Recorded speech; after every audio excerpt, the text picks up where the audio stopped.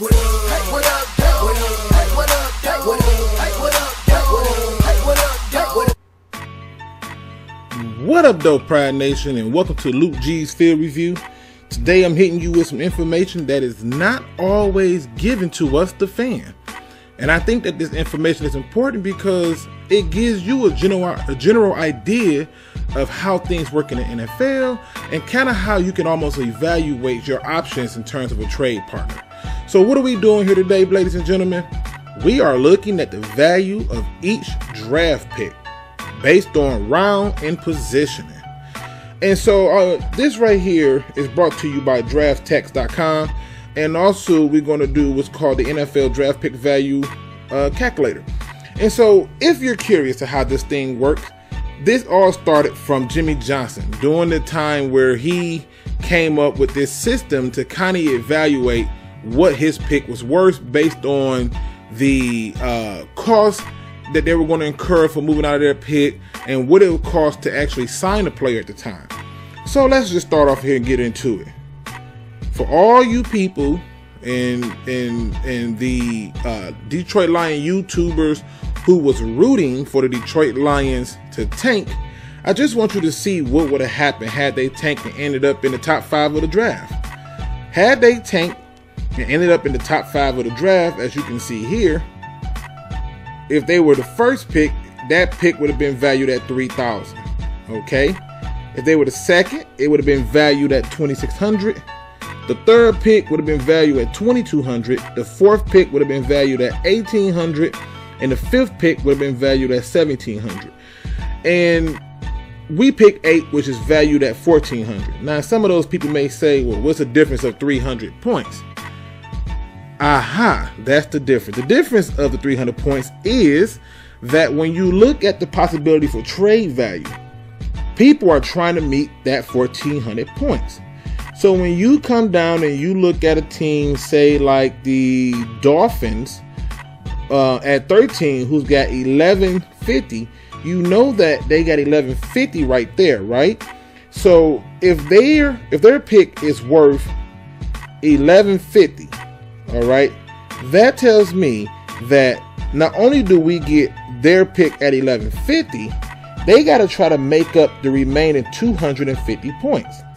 And when you go into the second round, like I am right here, and you look at Miami's second round pick, it's valued at 420. Now the question may become, does this always guarantee that this is how it's going to go? No. What it does is it gives you a good starting point to kind of figure out who your trade partners is based on the point values that's given to them. But if we were to go over to the third round, okay, now we're looking at their first at 13, their third round pick at 78, and now we got to still find a way to meet the 50. So we're looking right now somewhere at possibly a first, third, and if Miami even have another pick in this round, I don't see it, but let's go to the fourth. 76 is a little high, so they will end up getting like we can end up potentially asking them for a first, third, and the fourth, and they might say no to the fourth, but they may more than likely say a first, third, and a fifth. And in exchange, we would give them a 7th round draft pick. Now, ladies and gentlemen, that's just one scenario. But what I find interesting about this is so I can take this up to a notch and make it a little bit bigger for those who are hard of seeing. This should be a little bit better, ladies and gentlemen.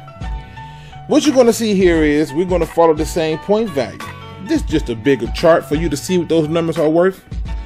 As you can see, the first round has its value, the second, the third, the fourth. All right. And the reason I use this chart is because it actually has the teams listed. So for example, if we were to trade with the Oakland Raiders, okay, that's a 1,400 value point. All right.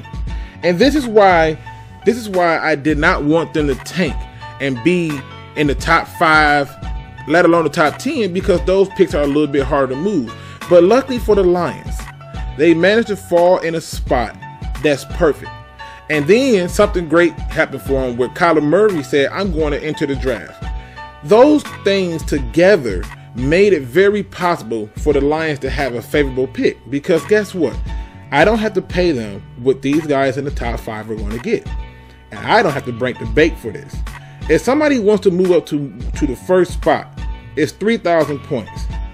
So in other words, if the Oakland Raiders gave up the 24th pick, okay, and then took around and gave up the 27th pick, that still would not be enough for them to move up to that number 1 spot. And so the thing is this: if a player like Andrew Luck was the number 1 pick overall, and you were saying tank, cool. If another Aaron Rodgers was there, and you're saying tank, cool. But what you're gonna find out is it's very rare that people trade that first overall pick, and when they do, they sell the house and the farm and the kids because it costs so much. But in this case, for the Detroit Lions, who got a 1,400 point value, and the Oakland Raiders, who at 24 got a 740 point value, okay, and then at the 27th pick, they have a 680 point value, okay. If they decided to give us their 2 firsts for us to trade down, all we would have to do is make up roughly 20 points. And in the case of the Detroit Lions, that 20 points can come in the fashion of a 6th round pick, which we should have 2 of, if I'm not mistaken. And we do. See? We got pick 170 and pick 190. And I'll make this bigger because I really want people to see. Whoa, that's probably a little bit too big. My apologies, people. I am known for having strange things happen to me when I'm trying to record this. Alright, so let's get this thing a little bit bigger. Alright. Now, again, let's just look at it. Alright. And I probably should have made it this big, but this is the best way to get the view of it. So again, and you know what? I think I'm gonna go down a little bit. My apologies, people. Just want y'all to be able to have the view that you need to have. Now we're gonna go back up one. Alright. So right here, as you can see, the Lions have more than enough to get that pick. They could potentially pick up a 2 first round picks from the Oakland Raiders and only have to give up their 1st and a 6th. This is a beautiful scenario, people. But imagine if those same teams had ended up in the top, say, 5. The team with 2 first round picks would have then had to try to make up 1,700 points. And so what ends up happening is, based on the point system, your Detroit Lions are in a position that makes it to where they can get ahead of people who may be in threat of taking a player that somebody wants. So let's just say, hypothetically, that the New York Giants really wants to move up and take Dwayne Haskins. And the New York Giants, and the Jacksonville Jaguars, my apology. So they already have a value pick of 1,500. So in order for them to move up ahead of the Giants, they need another 200 points. Now you may be wondering, what does that mean? That means that they can pretty much ask for those 200 points plus some. So they can easily go and say, well, yeah, we're going to swap first. Absolutely. I have no problem with that. But because you're moving up from 7 to, say, 5, I'm going to need your 1st and, say, your 2nd. See, now they can hold them hostage here. Now the point system will go out the door.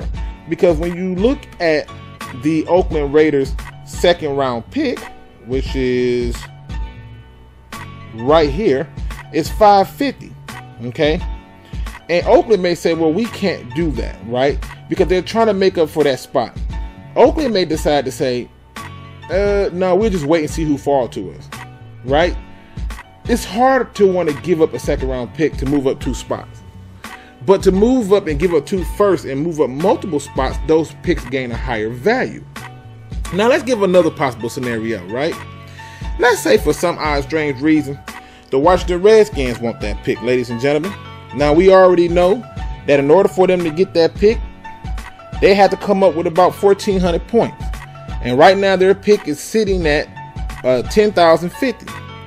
So if they came at us with that same pick and said, we're going to swap picks, we're going to move from 15 to 8, okay, and they still owe us a point value of 350. Now, the Washington Redskins may say, okay, what does that mean? That means that they can come up off that off that second round pick. But let's just say hypothetically they decide they don't want to do that. They can still enact to say, you know what, we'll give you that pick, but we'll give it to you in next year's draft. That is still an option because they don't know where they're going to end up at, and we don't know the point value of that pick because we don't know where they're going to end up in terms of their record. And so now the Lions can say, well, yeah, we'll take that pick next year because we don't know where you're going to end up at, but I still want to meet that 350, right? So now all of a sudden what happens, people? The Oakland Raiders are now starting to tread towards having to come up off a third round pick. And if they come up off that third round pick, ladies and gentlemen, now we are at a first and a third to move from 8 to essentially move from 8 to 15. And so now what we're doing is they still will owe us a 90-point value. But see, that 90-point value would then be covered because we would now pick up a second in the following year's draft.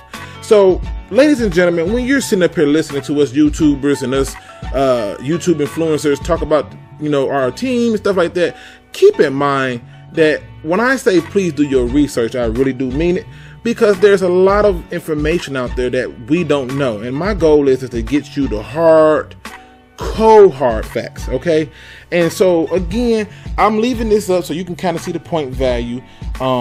And I'll even link these in the description so y'all can kind of play around with it and see the point values based on the picks, okay? But again, these are things that you can look at and say, wow, so this is how they're coming up with this kind of this chart.